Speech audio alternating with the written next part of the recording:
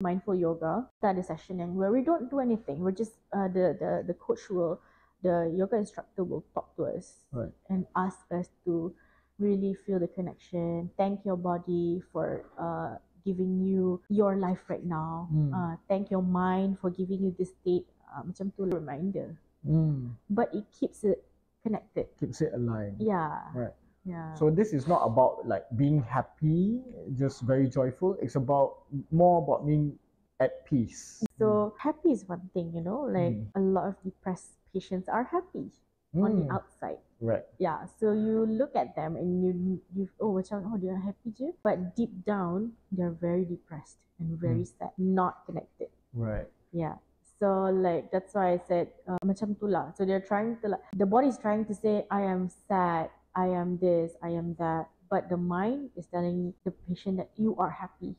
You can do this.